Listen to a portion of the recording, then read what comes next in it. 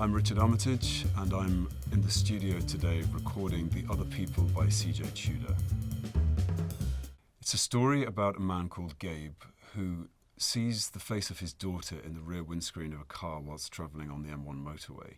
3 years later, we find him believing that his daughter has died, but he's convinced that that night when he saw her face in the window of the car, that she was abducted, and he spends the next few months in search of her. I think one of the first things that I do when I'm preparing to read an audiobook is obviously read the book for pleasure rather than technically. So I like to have the paper copy rather than an electronic copy, and I sit down and read it as if I were just doing it for enjoyment and allowing the characters to sort of come to life in front of me. The second reading becomes much more technical, so I read on an electronic iPad that I'm going to be reading from when we do the recording, and I mark up the script and I make a note of all the characters and their voices that came to me the first time around.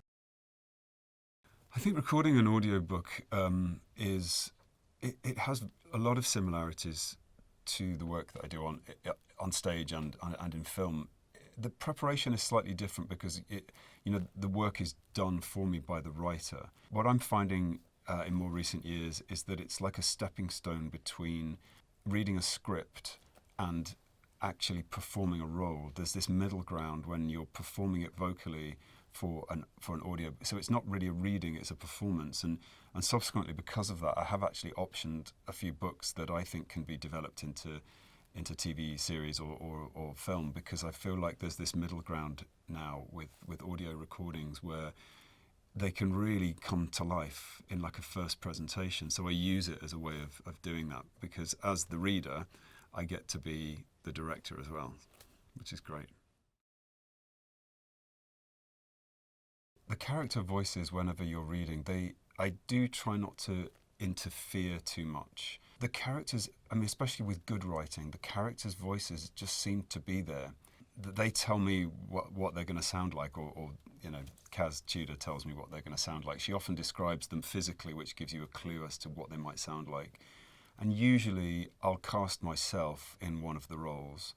And luckily with both of her books, I've been able to put myself as the central figure, which is probably the most neutral character of all of them, vocally. So through that central character, you can talk to the audience as if you're really reading to them one-to-one, which I think is really important. I think as a listener, you don't want to feel like the reader is talking to 100 people. It's just you alone with a reader on a set of headphones. Most British accents I've kind of got an ear for them. I find Northumberland Geordie the most complicated. I do use it occasionally because it is very useful. It's quite a heartwarming sound. I usually associate it with quite chirpy, jolly people. But I have to go away and really research that dialect if I'm going to use it. The other version of that is really a Liverpudlian accent, which can also give me the same quality. Someone that's very upbeat and honest and working class sounding. So it's either Liverpudlian or Geordie, but Geordie's the tricky one. I can slip into Scottish and slip into Lincolnshire really too easily with that one.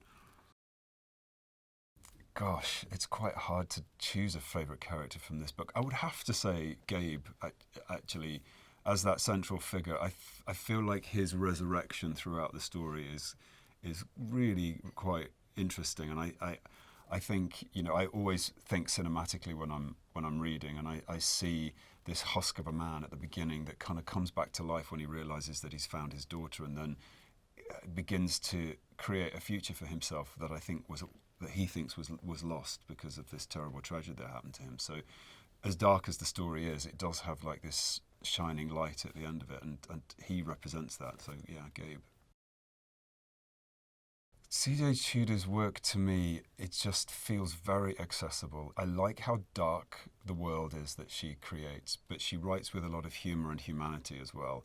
She's also from the Midlands, from Nottingham. I'm from Leicestershire, so with regards to the other people, I know exactly the stretch of the M1 motorway that she's talking about because I've driven up and down it myself hundreds of times during my life. So, she's had credits from Harlan Coben, Stephen King. These are great writers that also appreciate her work, and I can understand